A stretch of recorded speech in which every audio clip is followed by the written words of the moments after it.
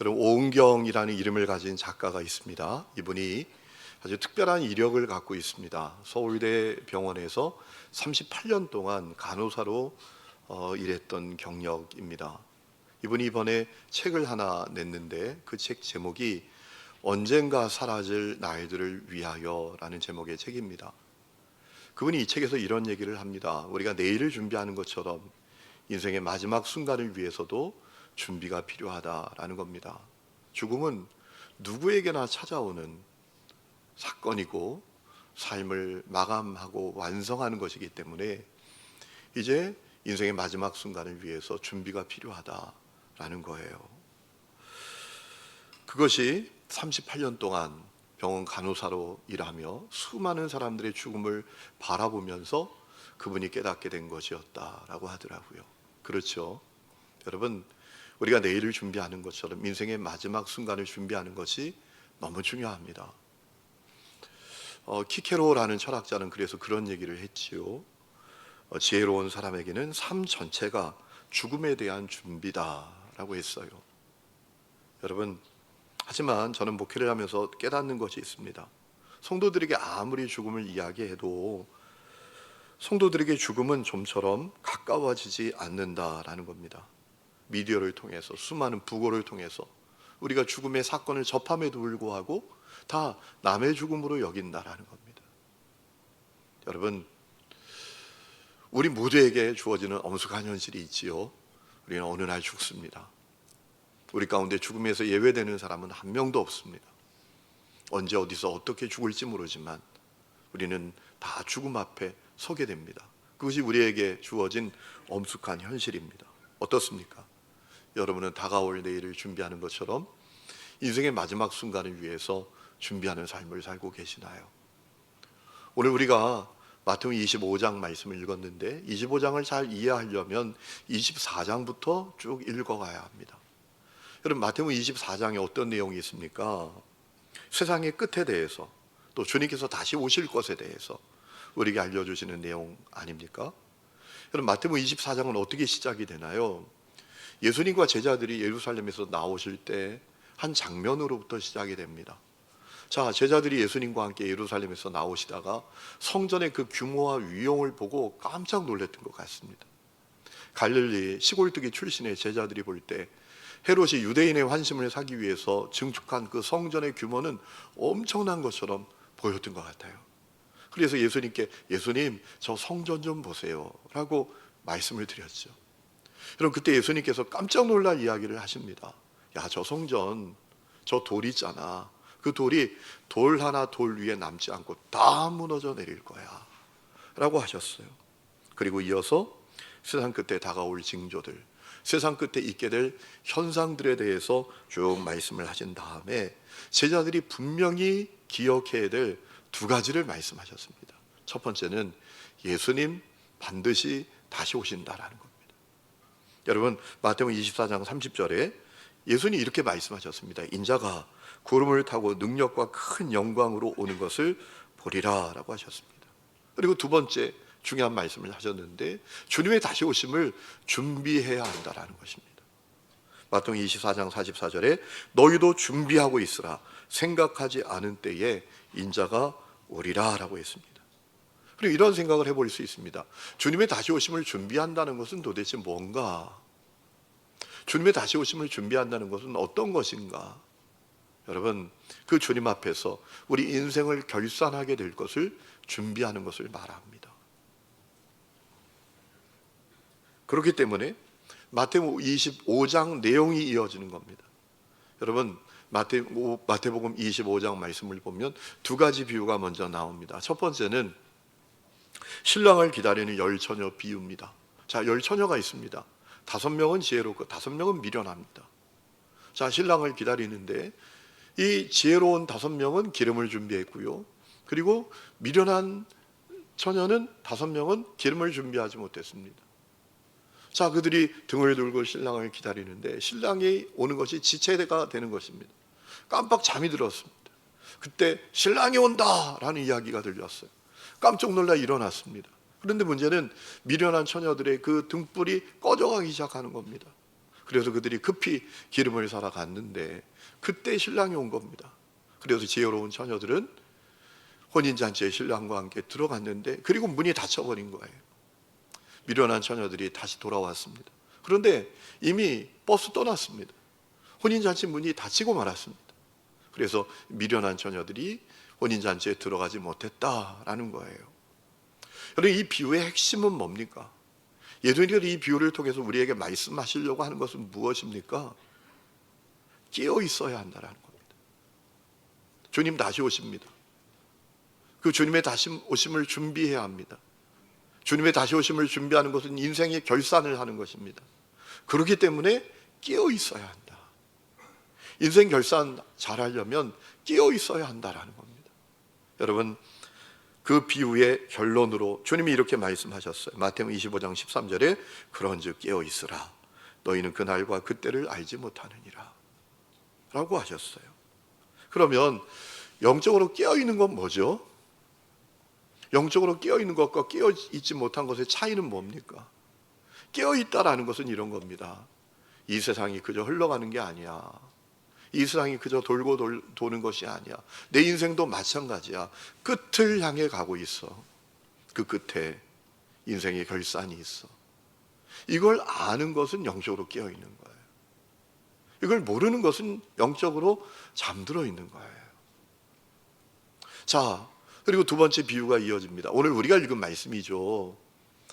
어떤 주인이 외국으로 가면서 종들에게 각각 5달란트, 2달란트, 1달란트씩 나누어 준 그런 비유입니다.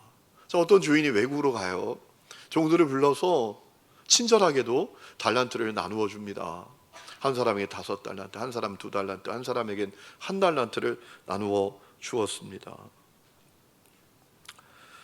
자, 주인이 떠난 다음에 5달란트 받은 사람과 2달란트 받은 사람은 각각 열심히 일해서 5달란트, 2달란트를 남겼습니다. 그런데 1달란트 받은 사람은 무슨 생각이었는지 그 1달란트를 땅에 묻어버렸습니다. 자, 오랜 시간이 지나서 주인이 왔어요. 주인이 달란트 받았던 사람들과 결산을 하게 됐습니다. 5달란트 받았던 사람 5달란트 남겨서 드렸어요.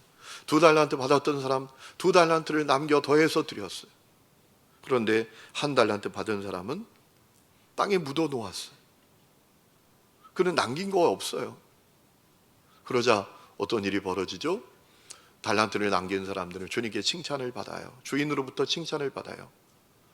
착하고 충성된 자가, 칭찬을 받고요, 주인의 즐거움에 참여하라 라는 이야기까지 듣게 됩니다.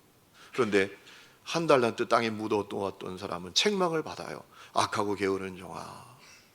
뭐 책망 받으면 괜찮은데 그는 자기 1달란트마저도 빼앗기고 바깥 어두운 데로 내쫓김을 받게 되었습니다. 여러분, 이 비유에 담긴 메시지는 뭐죠? 도대체 주님이 이 비유를 통해서 우리에게 무슨 말씀을 하시려고 하는 거죠? 인생 결산 잘 준비해야 한다라는 겁니다. 인생 결산 잘하는 사람이 있고 못하는 사람이 있는데 인생 결산 잘하는 사람이 되어야 한다라는 거예요. 자, 그렇다면 이런 생각을 해볼 수가 있죠. 왜 1달란트 받았던 사람은 인생 결산을 잘 못했죠? 오늘 말씀을 읽어보면 표면적인 이유가 있습니다. 그가 주인을 오해했기 때문입니다.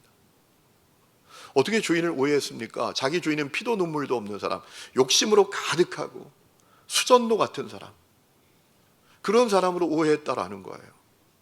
여러분, 오늘 우리가 읽은 24절, 25절 말씀 보세요. 1달란트 받았던 자는 와서 이르되 주인이여 당신은 굳은 사람이라 심지 않은 데서 거두고 해치지 않은 데서 모으는 줄을 내가 알았으므로 두려워하여 나가서 당신의 달란트를 땅에 감추어 두었었나이다 라고 했습니다. 그러니까 이 사람은 자기 주인이 아주 지독한 사람으로 생각했다라는 거예요. 오해였죠. 심지도 않고 거두려고 하는 사람. 여러분, 그런 사람이 있으면 우리가 정상이라고 생각할까요? 아니, 심지도 않고 거두려고 해. 야, 그런 망나니가 어디 있어? 이런 마음을 갖지 않겠습니까? 자기 주인을 그렇게 생각했다라는 거예요. 여러분, 주인이 그 이야기를 듣고 황당한 마음이 들었는지 뭐라 합니까? 네가 날 그렇게 알았다면 내가 너에게 맡긴 그 달란트를 사채업자나 돈놀이 하는 사람에게 갖다 주어서 이자라도 받아가지고 남겨서 갖고 와야 됐잖아. 라고 이야기를 해요. 이 이야기의 의미는 무엇입니까? 너 핑계 대지 마. 네가 한 달란트를 땅에 묻어 누웠던 이유는 다른 데 있잖아. 네가 하는 얘기는 핑계잖아 지금. 이 얘기인 것이죠. 여러분, 그럼 이 한 달란트 받았던 사람은 왜 그렇게 했던 걸까요? 왜 그는 한 달란트 받아서 그걸 땅에 묻어 놓았던 걸까요? 여러분, 거기에 대한 답을 얻으려면 주인이 종들에게 나눠준 금 달란트가 무엇인지를 생각해 봐야 돼요. 여러분, 이 비유는요, 주님과 우리와의 이야기예요.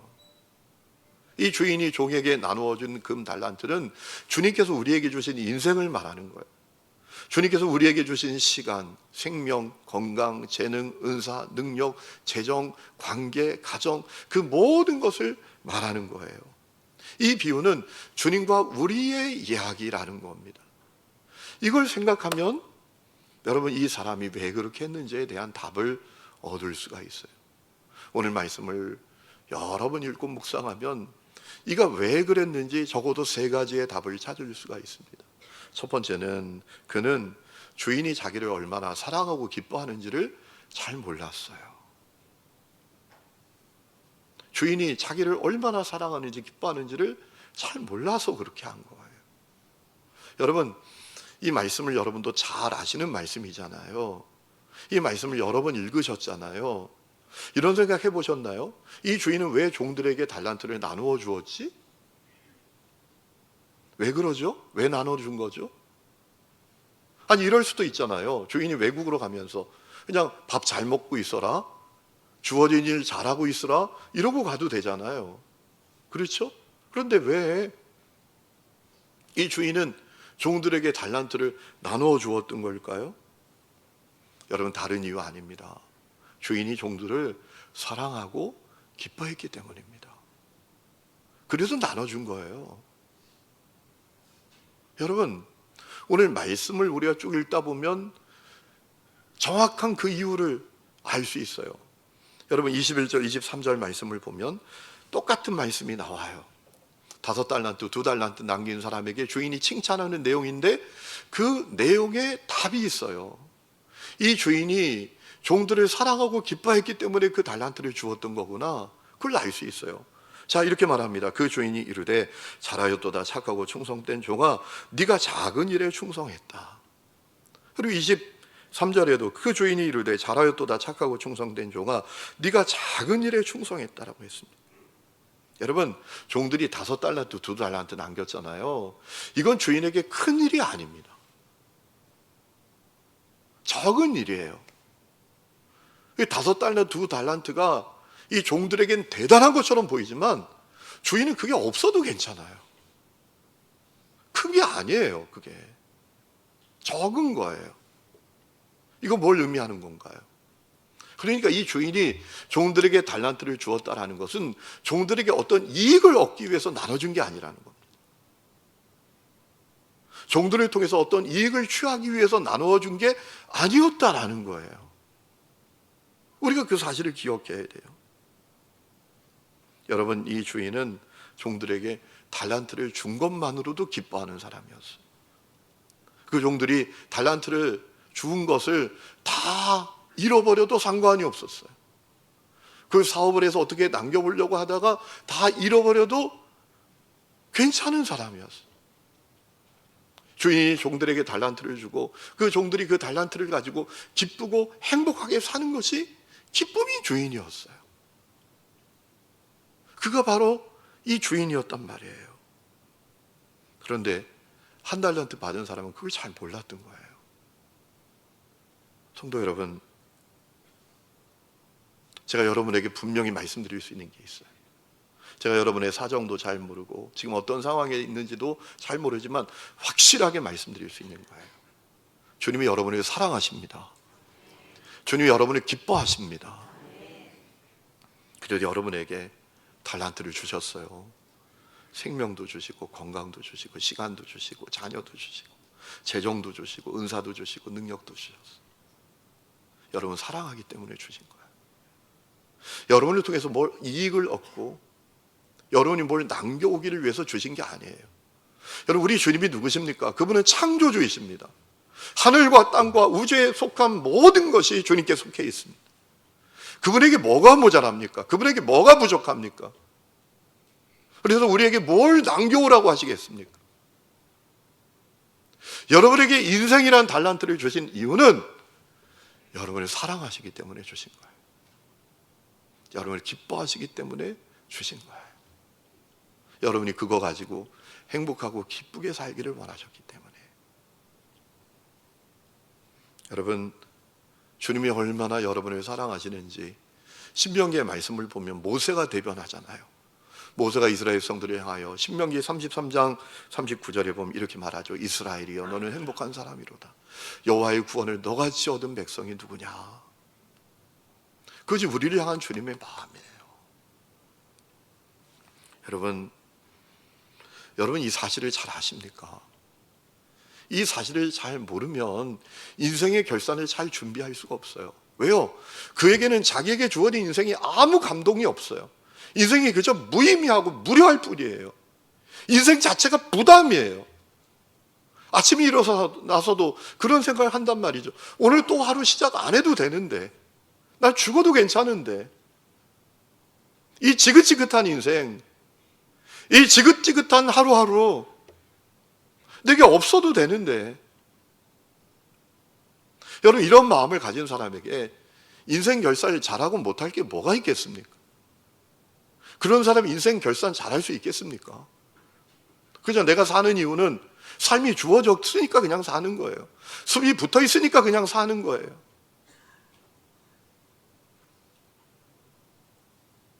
인생 너무 피곤해요.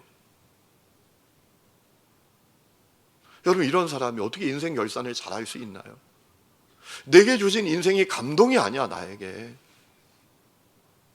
죽지 못해 사는 거야 그냥. 이런 사람이 인생 결산을 잘할 수가 있을까요?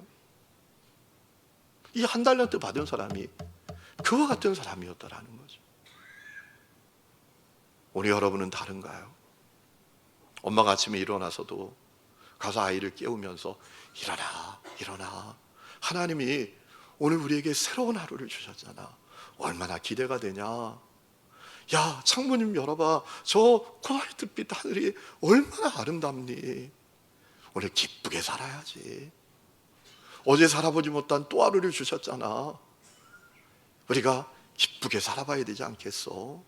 씻고 일어나서 기쁜 마음으로 학교 가. 이렇게 얘기하는 부모하고 설거지를 하면서 아이고, 죽지 못해 사는 인생 진짜. 죽어야 되는데 왜 오늘 또 이렇게 숨이 붙어 있어? 일어나가지고 내가 이렇게 피곤한 인생을 사는 거야. 여러분, 침대에 누워있는 애가 그 얘기 다 들어요.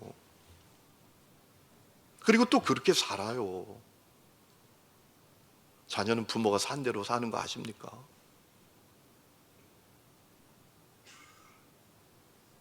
어제 저녁에 제가 우리 부목사님들께 텔레비전 예화를 들거나 얘기를 하면 제가 뭐라 하는데, 제가 어제 밥 먹다가 본 거니까 말씀을 드립니다.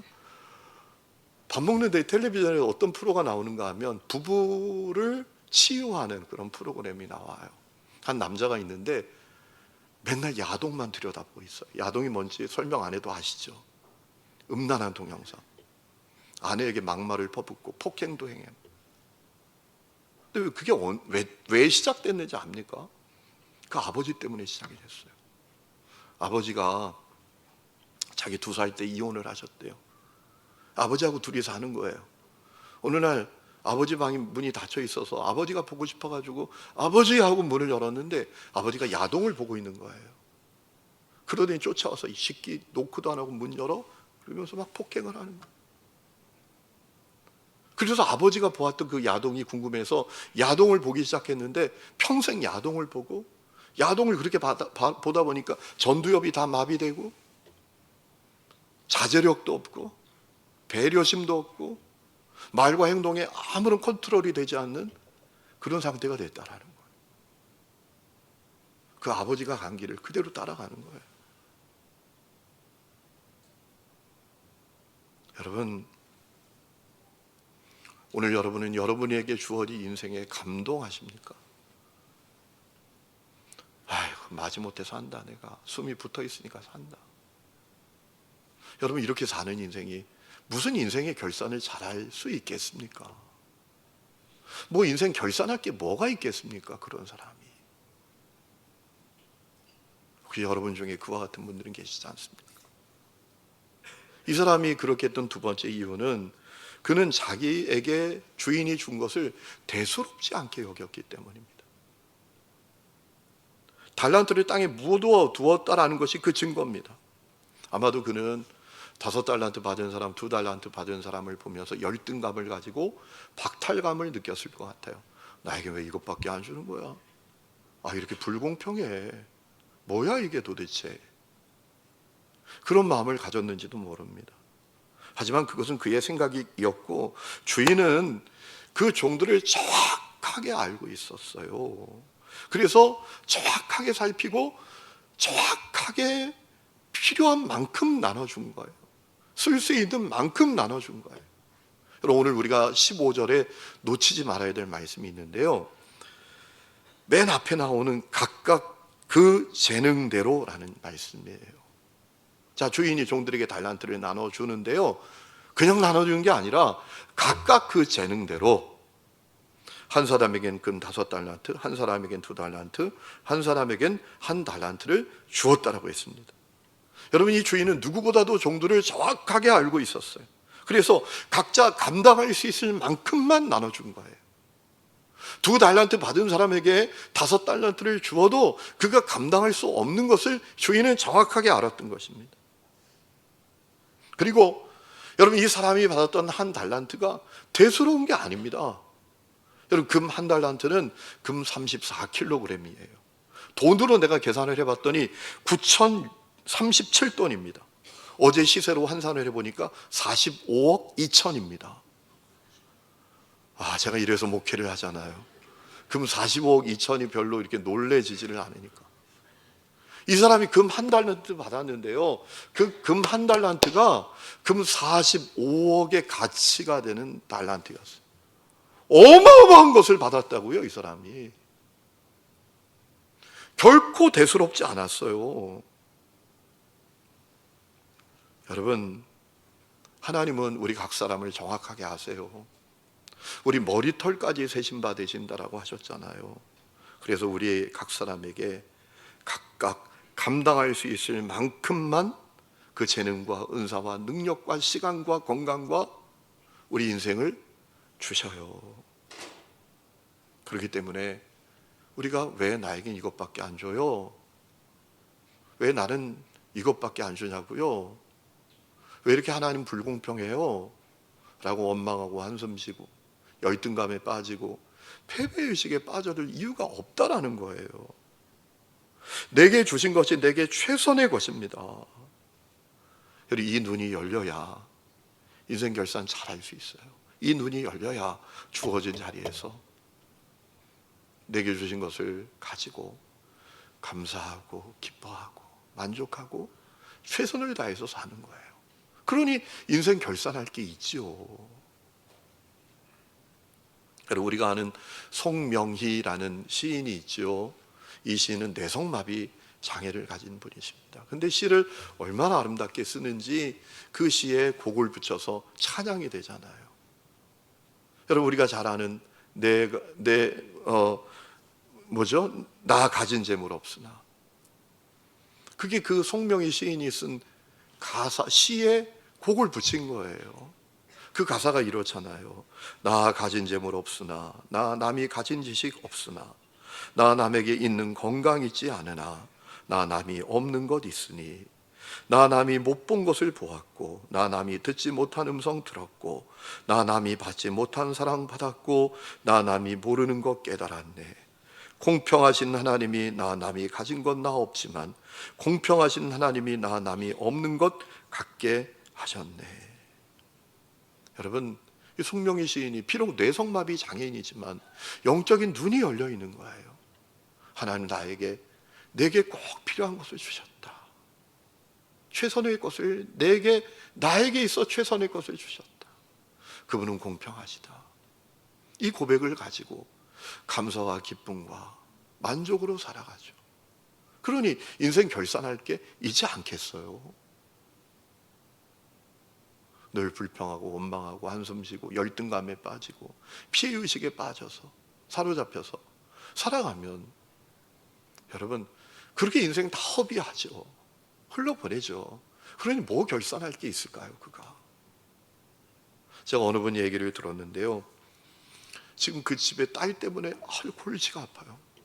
얘가 지금 데모를 합니다. 학교도 안 가고 밥도 안 먹고 자기 방에 틀어박혀서 데모를 하는데, 데모의 이유가 뭐냐 하면 성형수술 시켜달라, 아빠 닮은 내 얼굴을 저주한다, 다 뜯어 고쳐달라. 얘가 지금 데모를 해요. 그 아이를 불러놓고 이야기를 했대요. 알아듣게. 야, 우리 집이 너한테 그 수술을 할 수 있는 형편이 안 되잖아. 난 그거 모르고 도둑질을 해오든 돈을 빌려오든 내 얼굴을 뜯어 고쳐달라고. 부모가 지금 속이 터지고 있어요.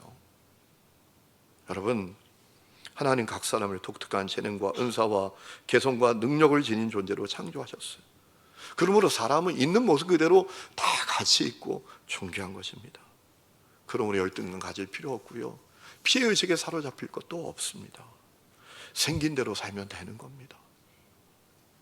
주어진 자리에서 자족하고 감사하며 최선을 다해서 살면 되는 거예요. 제가 이 북악산을 잘 올라가잖아요. 가다 보면 참 감동적인 장면들을 많이 만나요. 아니, 사람도 별로 다니지 않는 곳인데요, 한적해요. 근데 거기에 꽃을 피우고 있어요. 나무가 열매를 맺고 있어요. 그런 마음이 들어요. 누가 봐준다고 여기서 꽃을 피우냐 너. 아무도 사람들이 별로 봐주지 않는 그 한적한 외딴 곳에서 꽃을 피운다니까요. 열매를 맺는다니까요. 그래서 이름 모를 새가 사는 거죠. 길을 가다 보면 사람들이 눈길이 가지 않는 담벼락 아래 갈라진 시멘트 틈으로 노란 민들레가 피어 뚫고 올라와요. 참 감동이에요. 대견해요. 누가 봐준다고. 여러분, 누군가는 그 꽃을 바라보면서 희망을 갖겠죠. 그래, 저 꽃도 시멘트를 뚫고 올라와 꽃을 피우는데 용기를 갖겠죠. 그렇습니다, 여러분. 그런 모습을 보면서 그런 생각을 하게 돼요. 그래, 있는 자리에서 꽃 피우고 열매 맺으면 되는 거지. 내가 있는 자리에 피해의식, 열등감 가질 필요 없어요. 제가 부산에 사역할 때 열등감과 피해의식에 사로잡힐 때가 있어요. 아니, 교회가 세상에 계단 99개 있잖아요. 다 쓰러져 가잖아요. 그 옆에 정의화라는 국회의원이 다닌 동광성결교회가 참 안타깝게도 교회가 서로 등을 마주대고 이렇게 있어요. 제가 사역했던 교회와 그 교회. 이 교회는 뻣듯해요. 그래서 그 교회 애들이 이게 등을 마주대고 있으니까 이쪽을 바라보고 우리 교회, 제가 사역했던 교회 애들한테 놀려요. 야, 썩은 교회 애들, 썩은 교회 애들, 이렇게 놀려요. 제가 열등감이 있는 거예요. 피해의식이 있는 거예요. 다른 교회 가보면 교회가 얼마나 뻔듯하고 다 평지에 있는지 돌아올 때는요, 죽고 싶어요. 내가 뭐가 부족하지 도대체? 내가 뭐가 모자라지? 하나님은 이렇게 불공평하죠. 그 계단을 올라가고 싶지도 않아요. 어떤 날은 그 교회를 바라보고 싶지도 않았어요. 어느 날 영적 눈이 열리더라고요. 있는 자리에서 꽃을 피워야 한다. 하나님은 내게 꼭 맞는 것을 주신다. 그래서 감사와 자족과 기쁨으로 사니까 사역이 달라지고요, 삶이 달라지더라고요. 여러분, 핵심은 내가 얼마나 많은 능력과 재능과 은사를 받았는가가 아니라 그것을 어떻게 사용하는가, 그것이죠. 그걸 모르면 그 소중한 인생을 한숨, 불평, 원망, 저주, 열등감, 피해의식으로 가득하여 인생 다 보내고 끝나는 거예요. 여러분이 한 달란트 받았던 사람이 그 같은 사람이죠. 또 하나 이 사람이 그렇게 했던 이유는 그는 자기 주인을 사랑하지 않았어요.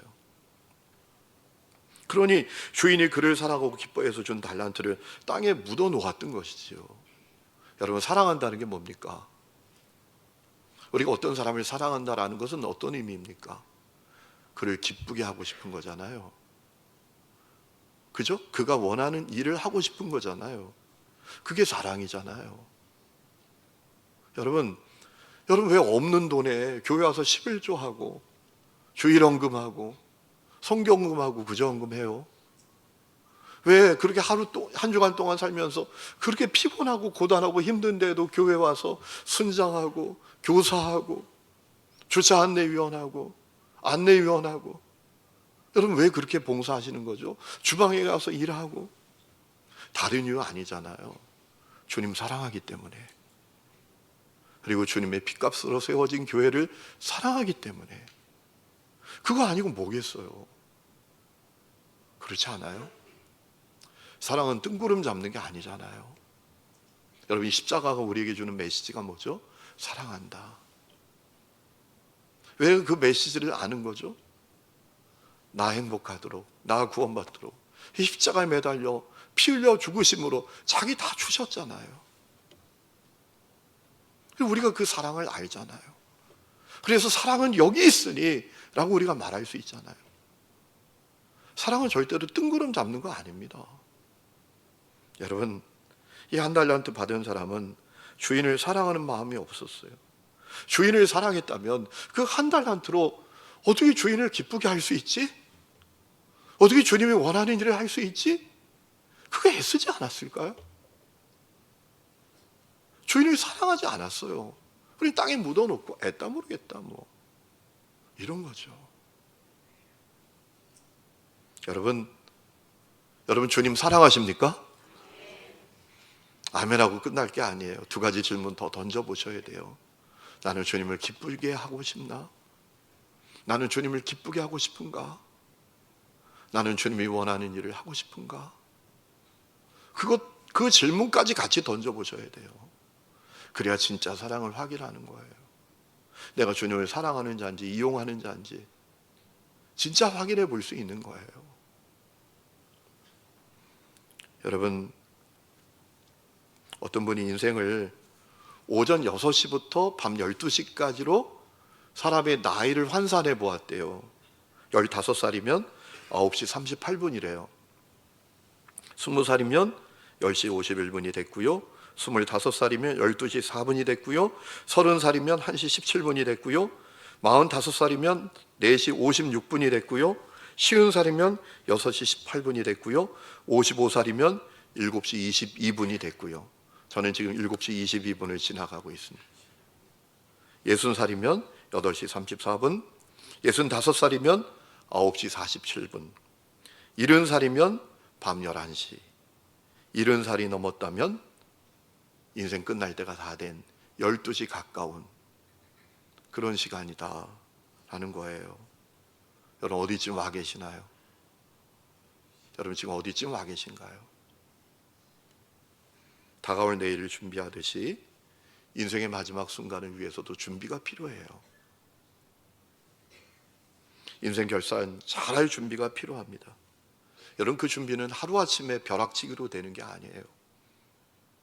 하루하루의 결산, 한 달 한 달의 결산, 한 해 한 해의 결산이 쌓여서 인생 결산을 하게 되는 겁니다. 제가 헤아려 보니까 금년도 오늘 포함해서 딱 열흘 남았더라고요. 여러분, 오늘 한 해의 결산을 어떻게 하고 계시나요? 여러분, 저는 우리 하나님교회 성도들이 인생 마지막 결산의 때에 당황스럽지 않도록 인생의 결산 잘 준비하는 성도들이 다 되시기를 주의 이름으로 축원합니다. 우리 이 시간에 찬양 부르고 기도하는 시간을 갖겠습니다. 나 오직 주를 찬양합니다. 찬양들에게 부탁드립니다. 앞에 앉아 있으셔야 돼요. 흐름이 끊기지 않으려면 여러분이 앞에 앉아 있다가 바로 연주해 주실 준비를 하셔야 돼요. 여러분이 오는 시간이 많이 걸리면 예배 흐름이 끊기기 때문에 제가 계속 얘기하는 거예요. 다음 주부터 꼭 지켜주시기 바랍니다. 찬양하겠습니다.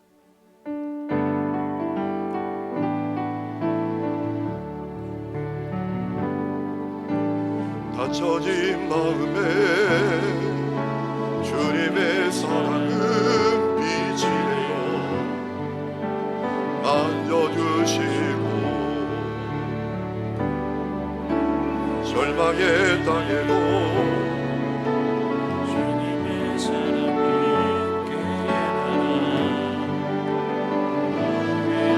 지네 지나간 날보다 허락한 오늘의 곳에 은혜 주시니 영원히 빛나는 그 사랑 안에서 나의 삶은 완성되어 소망 없는 인생의 아픔 속에도 내 아버지 주님의 사랑 노래하리라. 세월 지나 세상 끝난다 해도 나 오직 주를 찬양하리라. 갇혀진 마음에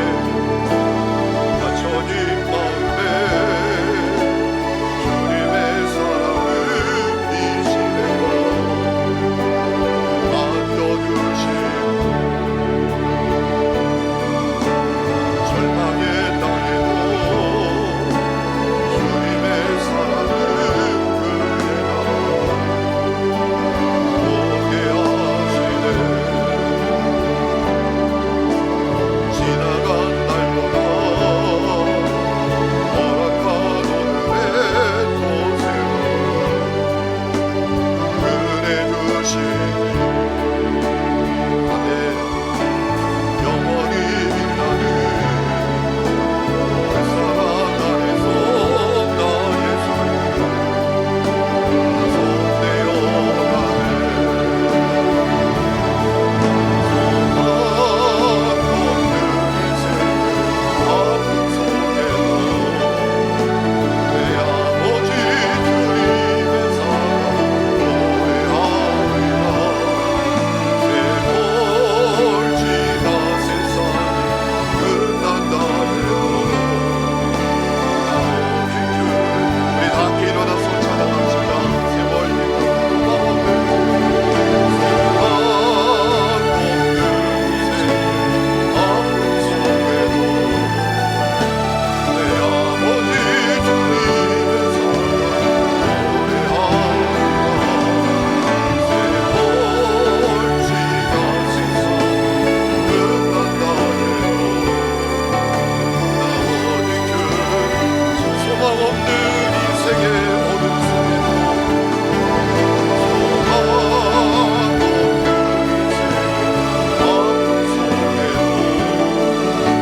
내 아버지 주님의 사랑 노래하리라. 세월 지나 세상 끝난다 해도 나 오직 주를 찬양하리라. 하나님 아버지, 주님께서 내게 주신 인생이 주님이 나를 사랑하시고 기뻐하심으로 주신 보석 같은 인생임을 바라보는 눈이 우리에게 열리게 하여 주시옵소서. 하나님, 우리가 이 귀한 인생을 열등감과 피해의식으로 불평과 원망과 한숨으로 세월을 허비하는 인생이 아니라 주어진 자리에서 감사하고 만족하고 기뻐하며 주어진 자리에서 꽃을 피우게 하여 주시옵소서. 그리하여 주님 앞에서 인생을 결산하게 될 때에, 아니 어느 순간 불현듯 내 앞에 인생의 결산의 때가 올 때에 인생 결산 잘할 수 있는 우리 모두가 되게 하여 주시옵소서.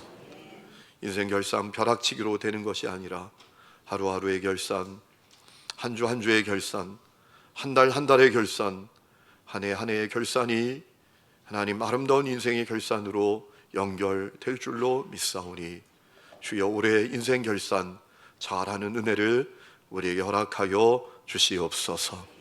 이제는 우리 주 예수 그리스도의 은혜와 하나님 아버지의 놀라운 사랑과 성령의 내주 동행하심이 예배하는 하늘음의 모든 성도들과 그 삶의 모든 부분들 위에 지금부터 영원토록 함께 계시기를 간절히 축원하옵나이다.